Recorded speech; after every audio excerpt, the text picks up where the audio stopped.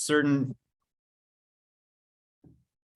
very natural computations, like taking a bitwise XOR of two strings, when you try to present them as equations over some large prime field, you end up with a very large amount of equations.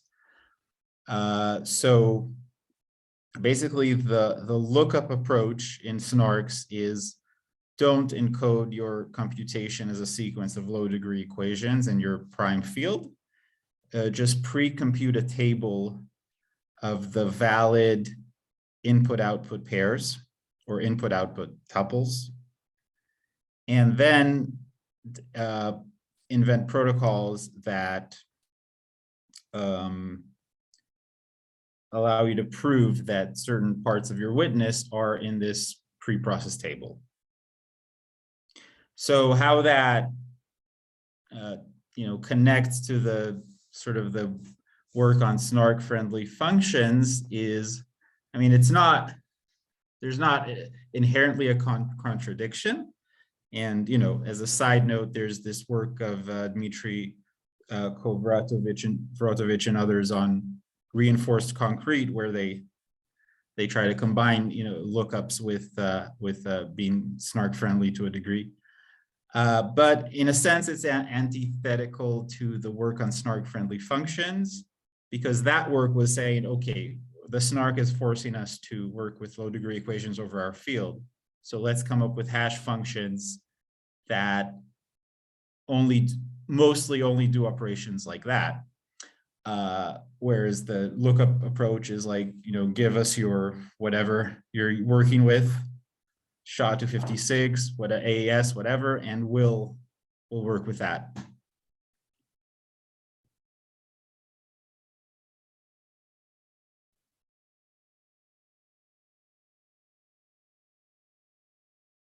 Yeah, that's great. So I'm interested if there are particular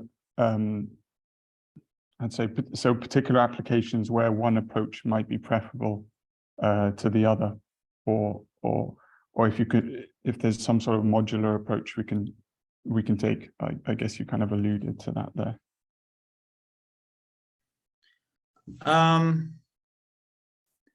Well, right. So, okay, I'm wondering if should I sort of write as I'm talking in some sort of text file, because I know sometimes for me it's hard to follow when someone is just talking about math stuff. Sure.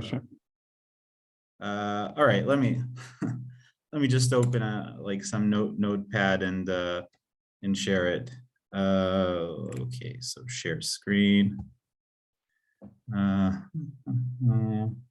there's a whiteboard here. No, I'll just use notepad for now. Okay. Let's see if I can increase the font. Font.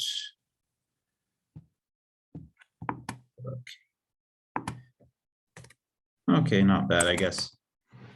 Right. So, right. So you were saying when are lookup tables? I guess that was the title of the talk, also of the meeting. Like when are lookup tables good? When are they less good?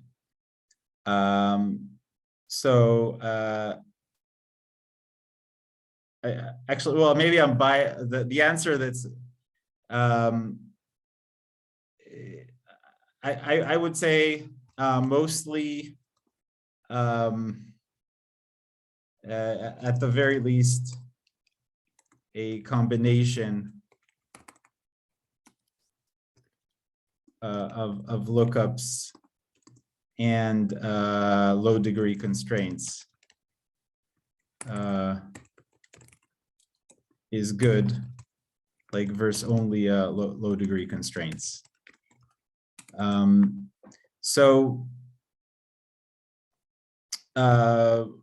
Right. So let's maybe look at let's maybe look at just example. And please, yeah, cut me off at any point if there's thoughts or questions. Sorry, can I cut you off there? Just because I've always thought of well, in snarks, right, you can innovate on sort of the fundamental components of the snark, or you can think of like engineering improvements, like custom gates or something like that. And I've always kind of thought of lookups as the latter, but it seems based on this that you're kind of considering it to be like a fundamental, like, you know, you have sort of the polynomial IOP, which is the one of the two building blocks of the snarks, and that the lookup needs to be a part of that, like fundamentally. Would you say that that's your sort of philosophical position on it? Yeah, okay, great question. So if you're, yeah, so definitely the lookup protocol will be part of the polynomial IOP. Yeah, maybe going on a tangent, you could, you know, look at some other abstract model where, you know, like querying a polynomial is just something you can do in the model. Looking up in the table is also just part of the model, something you can do in the model. And then to compile it to a real protocol, you need to have a lookup protocol like Lookup. Yeah, but the sort of the thing, I'm not sure this is exactly what you were asking about, but the kind of things I was about to say now, I mean, there's the level of the stack like that I worked on a lot, like with like coming up with Lookup and these new lookup protocols. You maybe saw an ePrint of like, how do you do a lookup protocol, you know? But then there's a lot of also work on, okay, given that you have both constraints, custom gates, say, and lookups, now what's the best way to, encode your hash function in a circuit or encode various operations in a circuit. So yeah, so for example, the thing that, just to give one example to make it not too abstract, and then I'll happy to take more questions or comments. So when I say a combination, so just, a concrete example, like what we do a lot in snarks is operations on positive integers, right? So for example, e.g. values of nodes, right? So we have a snark circuit that does like a Zcash transaction. So we check that the input values are equal to the output values. And right, it's very, very crucial for us that, this equality, it holds as positive integers, right? If the inputs are just equal to the outputs, modulo the field, mod the field size, then, you can print money. So, right, so an example of a combination of lookups and low degree constraints is you're going to have some, right, you're going to have, this is very typical, right? You're going to have a low deg constraint, which is like int val1 plus int val2 equals like out val1 plus out val2, maybe, right, plus phi usually. But then you're going to potentially, the part you're going to do with lookups is you're going to range constraint int val1, int val2, out val, and all, etc. So, right, so this is going and in back. this case, sorry, in this case, the reason why you need the lookup is because otherwise, like, the equation is just checking modulo the field size. Exactly. Otherwise, right, I could have inputs, whatever, 1 and 0 and 0, and outputs like p over 2. P and P, yeah. And also this, right, as a side note, so until recently, we would do, well, maybe we would do our range constraints also with just low degree constraints, right? We decompose the value to bits, or, and then we would check that the sum of we would use like x times x minus 1 equals 0 to check that it's really a bit. And then, right, we would take this sum, right, AI, like, whatever, A2 to the I xi to check that it's the correct, that's how we would do range constraints. And, right, and for example, we saw recently, e.g. Lookup paper, we saw that the range constraints can be more efficient via lookup tables than just low deg constraints.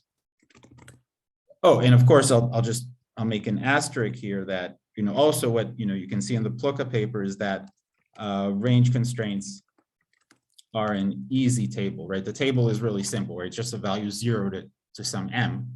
So so sometimes there's more efficient protocol than general lookups. Yeah.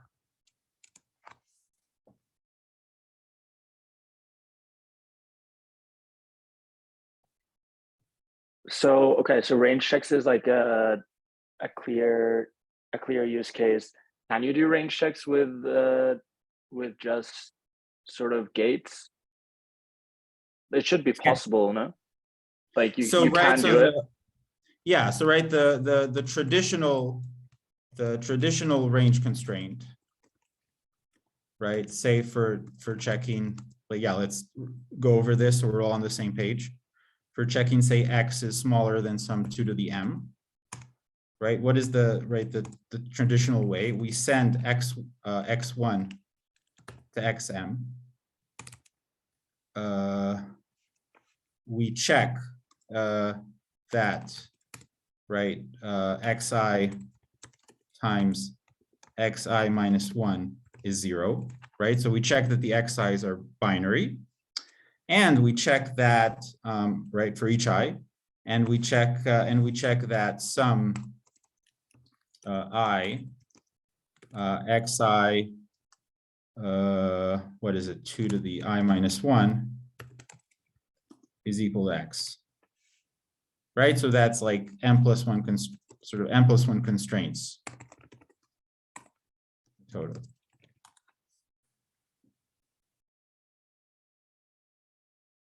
So I guess, how would it be, do you think, doing that computation but with custom gates instead, where you have, say, multiple I guess multiple wires, like more than 2, and you can kind of, make that more shallow, that sub-circuit.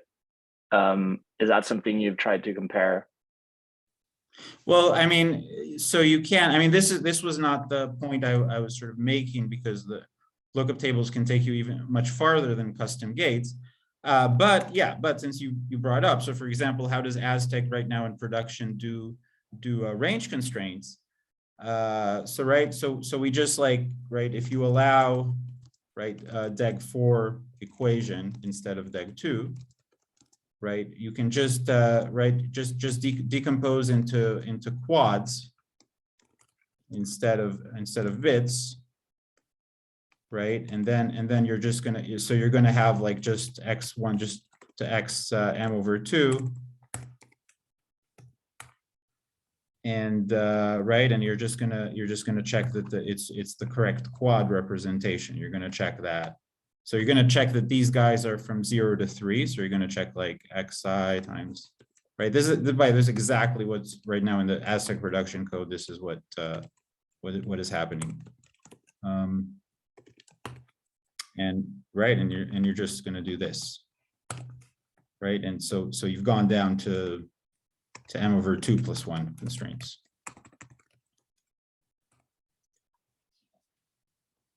But Aztec does plan on introducing lookup tables instead. Oh yeah, absolutely. So yeah, so one of the sort of planned upgrades for the near future is, well, okay, I don't exactly know the schedule, but yeah, Aztec does plan to do the switch to doing the range constraints via the protocol for that from the Lookup paper. Do you have any benchmarks on how that compares? I don't. So there were these. There was a talk Zach Williamson and I gave at a ZK summit in the middle of the pandemic, where we showed a bunch of benchmarks. But I mean, for range constraints, it's like, I mean, I remember us for concrete things like Pedersen hashes, the improvements over only custom gates. I think it was like an 8x for, but so for example, for these range constraints, right, where we can see for M bits, we're gonna have like M gates or maybe M over 2. The sort of the magic of the lookup protocols is,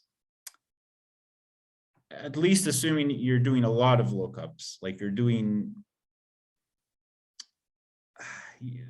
like say you're doing as many lookups more or less as the domain size.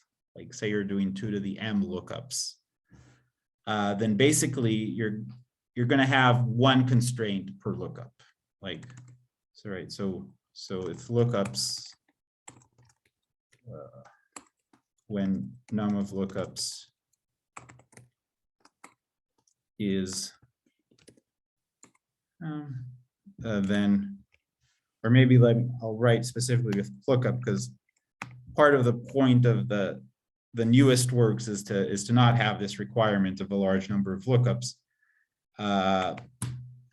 Can have sort of amortized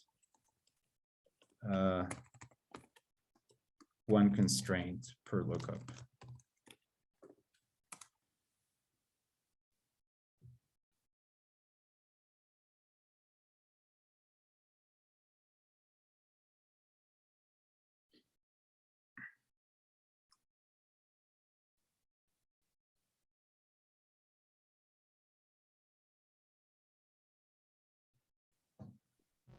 I guess since no one else is asking questions again, I can hoard the mic again. I'm curious about, so range checks is kind of the, I guess the most well-known example for where lookups are used. Do you at Aztec plan on incorporating them for other things as well, like hash functions or XOR, as you said? Right. So yeah, so absolutely. So I think the most, so like I said, sort of range constraints are actually, they're relatively simple. They're a very simple like table, like, right? The table is just the value 0 to t, 0 to 2 to the m, say here. And that is, right, intuitively why, even without a lookup table, you have such right, a simple constraint system for the range check. I think the much bigger gains from lookups are, or the biggest maybe, are when you look at these very non-friendly functions like like Shaw and Ketchuk and Blake. Right, and then you have, for those a little familiar, right? So Shaw, Blake, right, composed of let's call them nasty, right, 32-bit operations, where you just entangle shifts and various bitwise. So sort of the as I view it, the sort of the dream of lookups is to like sort of just encode such a full operation, right? E.g., right, these if people are familiar, these Maj and choose in Shaw via one table, right? And not have to figure out how to arithmetize them and and for things like this, the gains are, I think, going to be much larger than for range checks even. Yeah, that makes sense. There's probably a cost there in terms of space, right? Like the prover would have to, and maybe even the verifier, I'm not sure how that works, would have to store all of store some like massive polynomial, no? Yeah, so yeah, basically, yeah, I mean, I think all known lookup protocols, yeah, you need to store some representation of the table, like in the group, some G1. So like if it's a 32 size table of size 2 to the 32, you need to store 2 to the 32 G2 elements, for example, in the newest papers. You could maybe like have some sort of service where you can query this table. But yeah, if you do that, then that does, like, if you're interested in zero knowledge, then your queries will leak information. Maybe you could use some like Gemini like streaming. Mm-hmm. Oh yeah, yeah. Yeah, you could definitely, if you don't want to store the table, yeah, just sort of read it. Yeah, I mean, the way these new protocols, Baloo and Lookup, work, yeah, you can easily do it with just one pass on the table.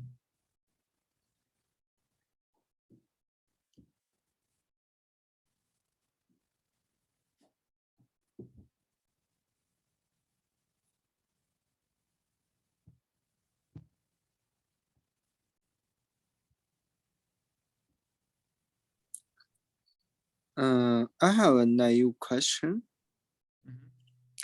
about the traditional range constraint. Yeah. Yeah, here the first equation, xi times xi minus 1 equals to 0, which ensures xi is a binary. And the next one ensures that the combination from x1 to xi equal to x. So I'm wondering, how can these two, I mean, no, it's not two, but it's, let's say, m plus 1 constraints can ensure that x is smaller than 2 to the m. I didn't find the place that checks the comparison with m. Well, so there is, right, there is the assumption here that that 2 to the m is smaller than the size of your field. And I think, right, assuming that, then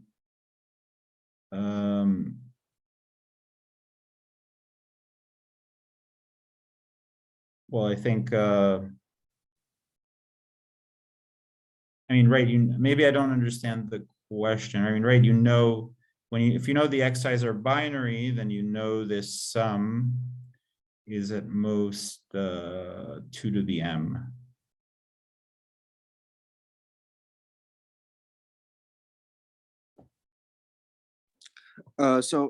Actually, let's make it clear. How can the verifier make sure that the prover use at most m bits to generate it is proof.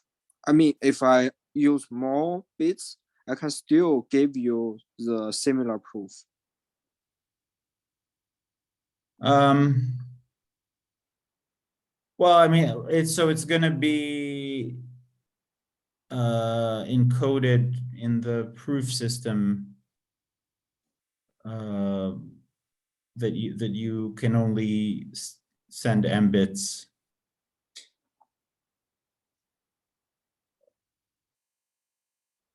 Okay. Yeah. Oh yeah, then I get your point. Okay. Thank you very much.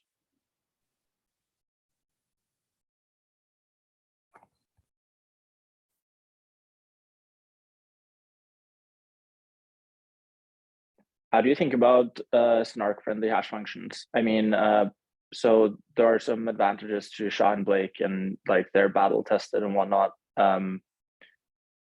But in theory, I guess something like reinforced concrete or Poseidon would like absolve us of the need of lookups in this case.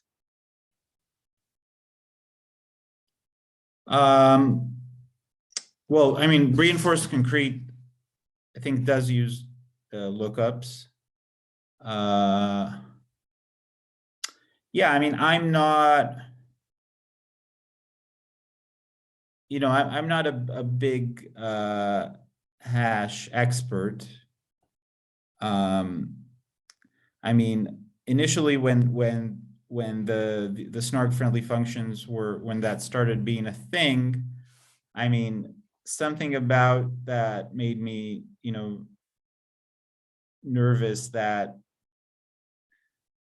right, the sort of the first priority is the friendliness, and then maybe the security gets pushed down in priority. But so I to be honest, I always had sort of an emotional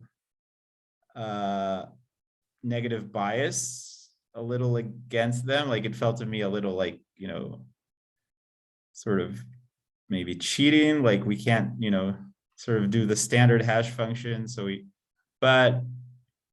and maybe I have sort of an agenda in the sense that the techniques I like to work on, they shine the most when you insist on using the, traditional hash functions.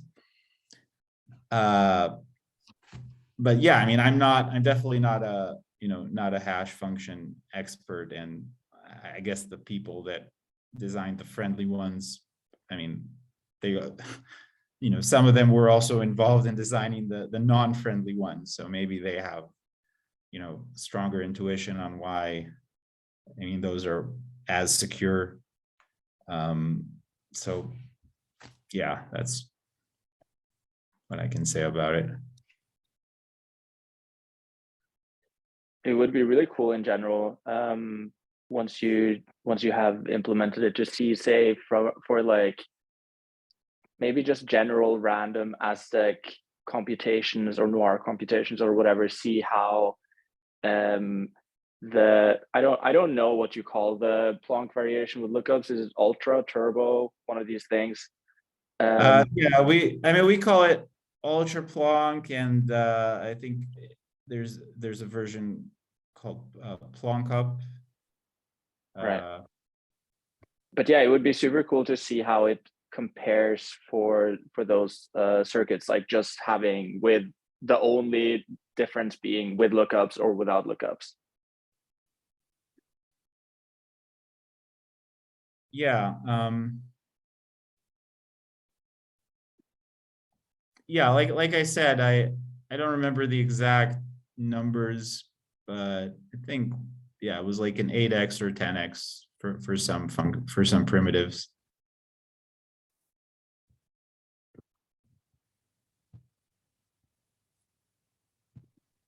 Yeah, but then the thing is, like, if those primitives are in practice just like a teeny tiny part of the whole computation as such, then so it would just be cool to see, like, for say a kind of a pseudo random selection of computations, like how they compare.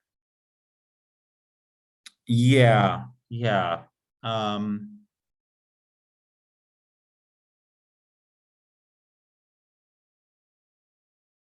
Yeah, I don't, that is a good thing to, that's a good question. I don't have like numbers on that right now. It is a good question. Yeah.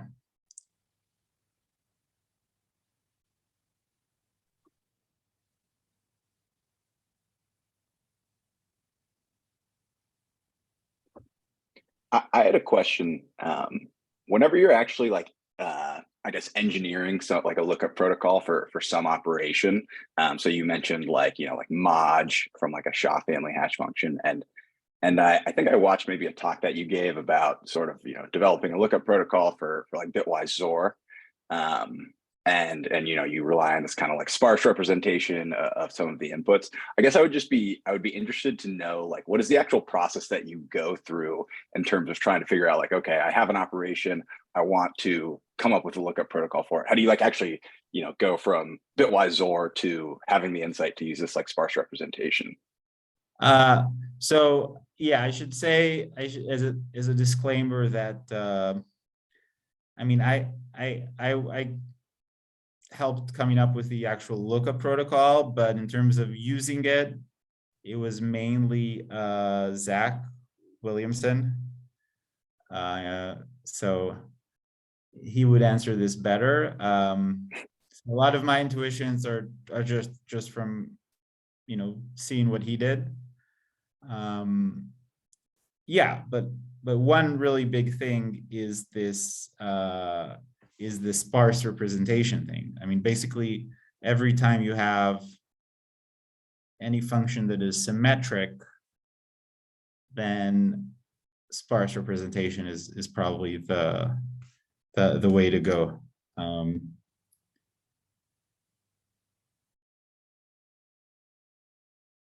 I'm wondering, yeah, I'm wondering if people want me to, maybe if that's not clear what that means, if people want me to give an example of that. I think it'd be helpful. Okay, yeah.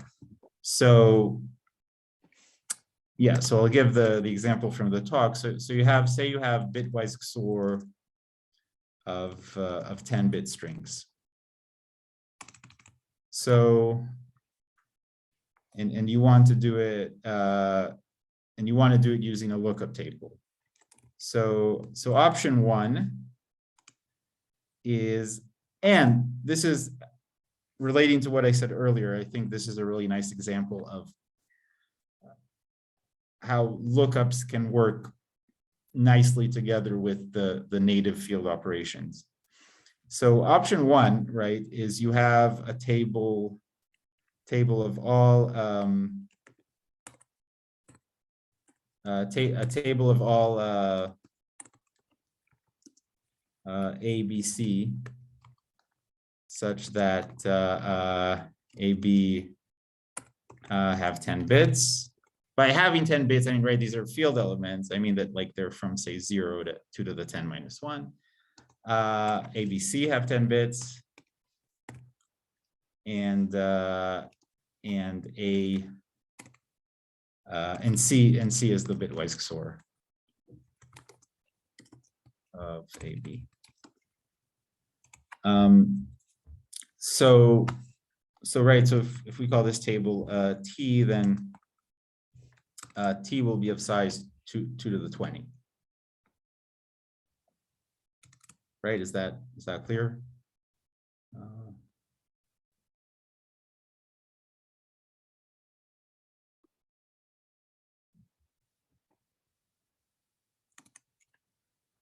So, right, and we say, we do pay, I mean, actually in the newest protocols, this, this actually, is not, becomes better, but until the newest works, we pay for the table size. But then sort of the idea is, what you can do is you can have have a table of size 2 to the 10, right? That for each 10-bit, for each 10-bit like string, it has, we'll have the pair AB, where if like if A is some AI 2 to the I, then B is some AI 4 to the I, right? E.g., if like A is like I don't know, 0, 0, 1, 0, then B is like what would it be?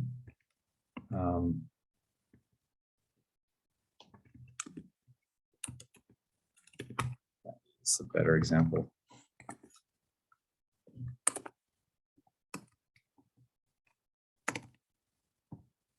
Are people following so far? I think I fell off on that one. No, I think you're just missing a 0 now on the B. Oh, yeah, all right. Yeah, good. So wait, 1, 0, 1. Okay, yeah. Oh, I totally missed this. Fourth indexing. Maybe there's another 0 here. 0, 0, 0, 1, 0, 0, 1, 0. Yeah, basically I add a 0 between, right? This going from the 2 to the I to 4 to the I is basically you're adding a 0. You're adding a 0 between every two elements. Now, why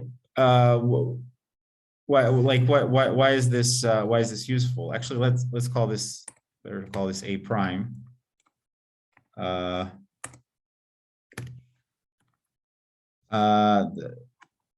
reason this is useful is now, so we have, say we have this A, and we have similarly, we have a B that we've sort of sparsified via the table lookup.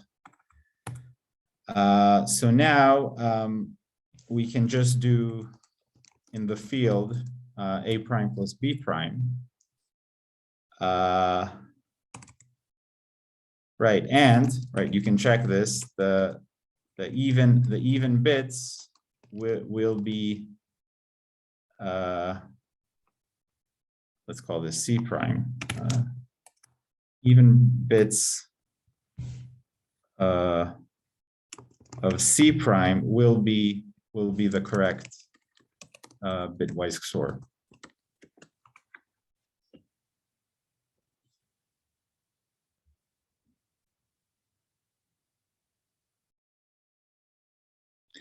I mean, right, or thinking of it, not think of it just as numbers, right? We move to this sparse representation where these, oh, sorry, I should write here BI, right? Where these AIs and BIs are now, right? They're still 0, 1, but they're in base 4, this base 4. So when you add A prime and B prime, the AIs and BIs, they're gonna add up without any carries. So you can sort of read the addition result, right? And right. So for example, right, if AI is 1, A1 is 1, and B1 is 1, then right, A1 so now in CI so C1 is going to be 2, which means like right not saying this the best way, but the 0th bit of like the will give you exactly the bitwise XOR. Right, and so more generally, when you have like, right, you have these vectors, these binary vectors, and you sort of sparsify them enough, meaning that you take a large enough base here. So instead of the 4, it could be whatever 17, or then, and now you just add them. So if the if the final function you're trying to get out is like a bitwise symmetric function, right? So it could be XOR, it could be majority, then like, you know, these ones will just add up without, if you've sparsified enough, without like what's the word?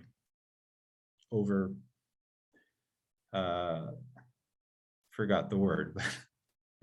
Without like going around the sort of the sparsity modulus, and then you can read off from those values whatever symmetric function you want, if it's a XOR, a majority, or whatever. Yeah, so shouldn't A and A prime be the other way around? did I get that wrong? I think not. So you start with some, say, vector of like 4.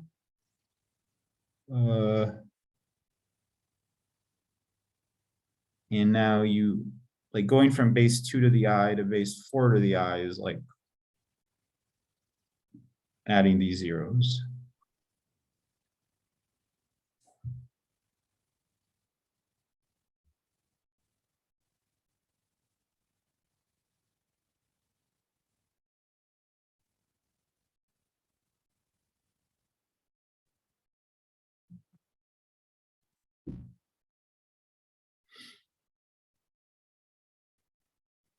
Yeah, I think it's right, but I think just there's the ones the second one is in the wrong position. But I think.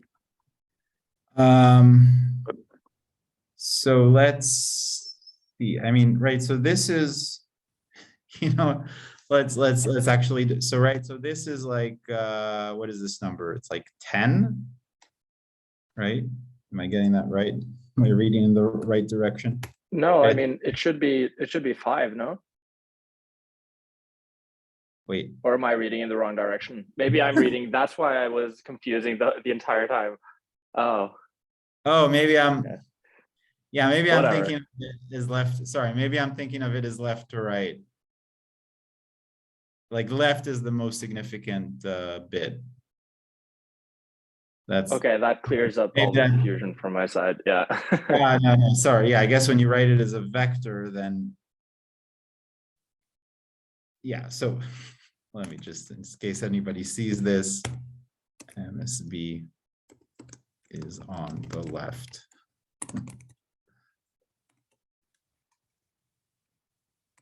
Yeah.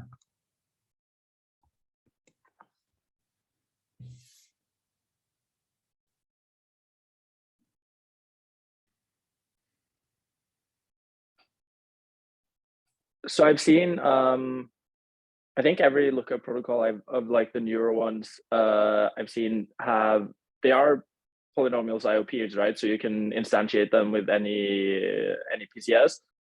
But everything I've seen has been with KCG.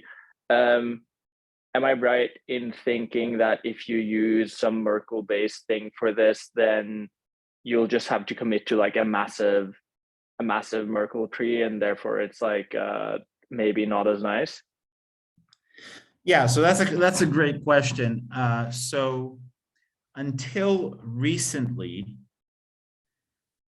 the lookup protocols, which I think have basically been a Lookup and the Halo 2 lookup protocol, have been polynomial IOPs. So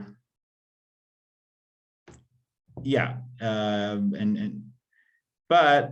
then you can, and you're sort of saying even that maybe is could be unpleasant for like Fry. I don't know, maybe, but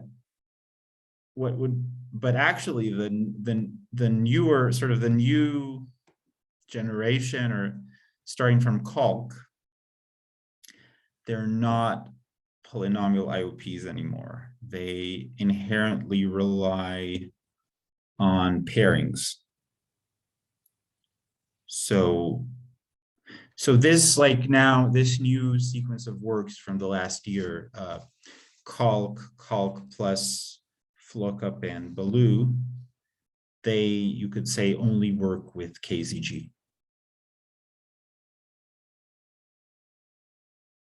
So there's like a bit of an assumption on the snark that will incorporate these lookup tables as well, because generally, I mean, you wouldn't want to use, you know, a fry-based commitment scheme for your snark and then a KCG one for the lookups, I would imagine. Yeah, so if these protocols become popular, it could cause a problem for the non-KZG based schemes. Right? Or of course, things could go in the other direction, like that if the non-KZG based schemes become popular, that could cause a problem for the new lookup protocols.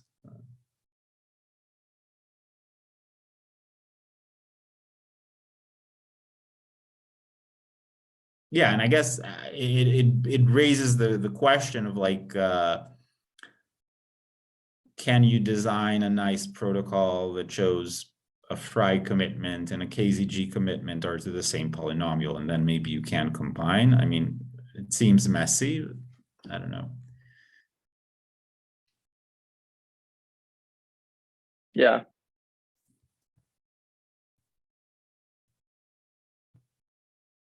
So do you think, like, say, I mean, pure speculation, but say in 5 years is like maybe the snark space is a bit more consolidated, and you know there are a few quote unquote winners. Do you think the most popular schemes will all incorporate some form of lookup protocols?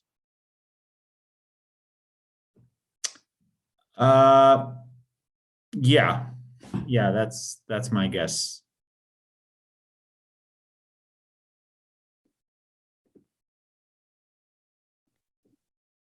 On that point, so what do you think of the sort of direction for research on lookup tables for the next? I mean, I'm just looking now at the Lookup paper, and I guess you kind of outline a pretty good a goal there to be aiming for.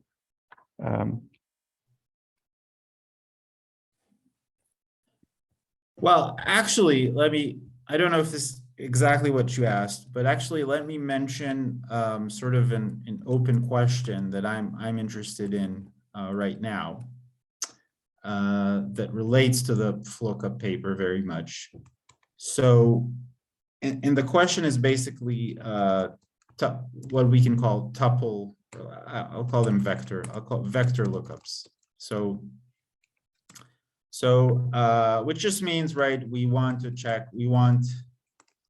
a table of like tuples or vectors, A1 to A, I don't know, 5, let's say, whatever.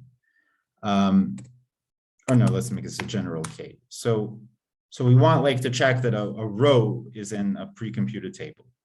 But, right, if you look at the Lookup protocol or all the protocols, they can only work with a table of individual field elements. So how is this handled in Lookup? And so in Lookup, for example, you have commitments to say the tables of each column, T1 to TK, and then like verifier chooses random alpha, and verifier computes. So let's call these commitments C1.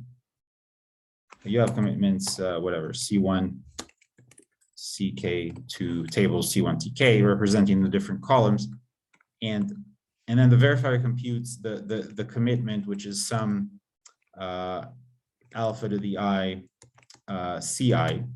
So it's like a commitment to a table which has now one column, which is where the values of that, you know, are like a random combination of all the row, right? So like C is a commitment to a table of values, some alpha I, you know, AI if like when A1 to AK is in sort of a row in the original table. And now can check, and now can use lookup to check that some witness row W1, WK is in, let's call it like, this is weird notation, but isn't, but by checking that some WI alpha to the I is in T prime, or what is T prime? T prime is the table that C is a commitment of, or like T prime, a commit, which is a commitment to the table T prime of these random combinations of rows. Okay, but the problem in Lookup, we use a vanishing commitment. So we need to commit to the table, right? Meaning that if table values are whatever, let's call them, I'm running out of letters, I don't know. Okay, I'll use A again, or big A, I don't know, A1 to AN, then verifier has a commitment to the vanishing polynomial Z that has roots at AI. And then the problem is, but when you're working with the roots, then I don't know how to like work with a multi-column table. So right, so right, how do you? Yeah. Could you hear though? If you have alpha I times AI, couldn't you just multiply the vanishing polynomial as a whole by alpha I to n, like to the power of the whole thing? Okay. Then you would get like a linear combination of these n power alphas of the vanishing polynomials. So okay, so exactly what, so right, so say let's see, so say you have Z1 and Z2, which are commitments to two column, which are vanishing commitments to two columns. So what would you do exactly? Like, how do you, now you want to check that some A, B. Okay, so you commit to the values alpha 1 times A1 and alpha 2 times A2, or you commit to the polynomials, right? But maybe you commit to the polynomial that vanishes on these alpha values, right? So it's something like, I don't know, like x minus alpha 1 minus alpha 1 A1 times x minus alpha 2 A2, and so no, wait, I'm confusing this maybe a little bit. But if it's the same alphas, it should be possible to just multiply, because it's a sparse polynomial as well, should be able to multiply the monomial, the leading monomial, the x to the power of n, by that alpha to the power of n.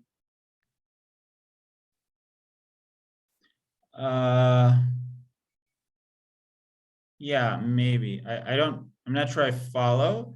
I guess I should, like, one thing I should make clear here is that another constraint here is the idea in Lookup and these basically this new generation of protocols is you don't want the prover to have to do work that is linear in the size of the whole table. So you have to preclude solutions that do that, but yeah, but I'm not sure I followed you. Like maybe okay, but sorry, you have like a matrix, right? With the here you have two columns, and each of them can be like super long, but you pick one element from each column, is sort of the idea. And then you multiply each element in each column with some alpha 1 or alpha 2. And you have two vanishing polynomials. And then you can consider sort of the shifted vanishing polynomial that doesn't vanish on the original values, but that vanishes on like, you know, alpha times whatever value in that column. So you have, right, you have two vanishing polynomials of two tables, of two columns. Let's say you choose random alpha 1 and alpha 2. And now again, what polynomial, what vanishing polynomial are you looking at exactly? So in that case, you'll get a vanishing polynomial, which is the product of x minus, say, alpha 1 times some like a1, a2, a3, and so on, right? Like those kind of good product. No. So just yeah. vanishes at, if A1 is from the first column and A2 is from the second column, that just vanishes. No, I'm thinking from the same column. Like you have a shifted vanishing polynomial for each column, and then you can add those vanishing polynomials into one by adding like a prefactor of respectively alpha 1 to the power of n and alpha 2 to the power of n, and then you have a linear combination. So you have, all right, so you have the first shifted guy that vanishes on like alpha times a, where a is an element of the first column. The second thing vanishes on alpha 2 times a2, where a2 is some element of the second column. And then say you add these, or you add them with like coefficients alpha 1 and alpha 2. So this thing you've gotten now that you've added these shifted vanishing polynomials, and we've taken a combination of them. I mean, I'm not sure what that is. Like, is that like a vanishing polynomial of something? Like, right, because you're saying sort of take z, which is like z1 at whatever alpha 1, I think, times x. Maybe this is not totally accurate. But you're saying, I think, something like this. Yeah, but you have to, you would have to, the leading coefficients like alpha 1 and alpha 2 would have to be to the power of n, and then you can basically just pull out that alpha power, I'm imagining, but then I'm not sure, because you might not, if it's no longer over some nice multiplicative subgroup, I don't know if this polynomial is going to be sparse. It might be quite an ugly ordeal when I think about it. Oh, yeah. So in Lookup, it's like, it's not vanishing over a nice set. It's an arbitrary set. Yeah, so maybe. But in that case, this should work. In that case, this should work. Try and, I mean, I would just imagine, like, if you write it out, like you have the, you know, this product sign, and then you write x minus alpha times 1, and then you put in front of the product sign, maybe it doesn't work. Shit, I think it might not work. Yeah, I don't know. Yeah, but anyway, no, this has been a good, and I think, you've gotten a feel for like the open question, so that's good. Yeah.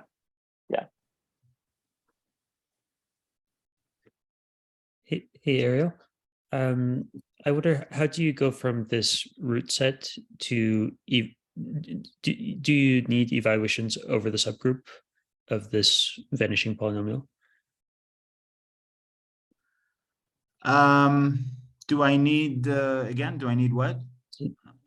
So we have this polynomial that vanishes on, or it has a set of roots a1 through an, and then do we end up like taking a KZG commitment to that? And I wonder how we get the evaluations efficiently.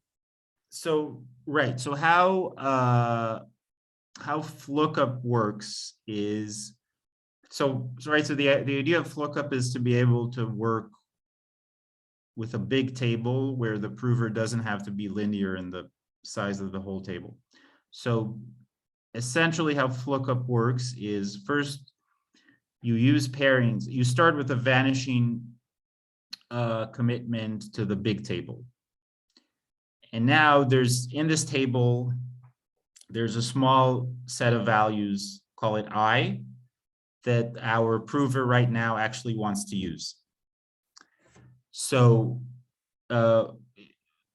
we show in Lookup how you can get just the vanishing polynomial of this set of values you're interested in, and prove that it's correct, that it's really a vanishing polynomial of a subset of values from the original table. And then in Lookup, we don't really need we have like a lookup protocol that is like an alternative to Lookup. You can check out section 5 in the paper, which directly works with a vanishing commitment to the table. So we don't explicitly need to move to the commitment to the values. Okay, thanks. Yeah, though I think you could use some sort of grand product or grant to do that transition if you wanted to. Mhm.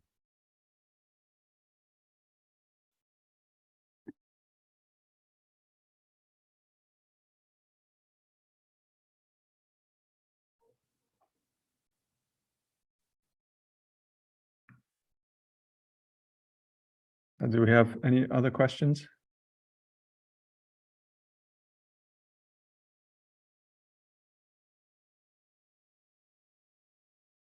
Looks like no. Okay, so I just thank you again, Ariel, for your time and really good discussion. And thanks everyone else for joining. And hopefully we'll see you all next week as well. So thanks again, Ariel. Yeah, thanks everybody. It was a lot of fun, and yeah, let me know where I can send this little text file for people. Thanks a lot, Ariel. Thanks. See you. Yeah, thank you very much. See you.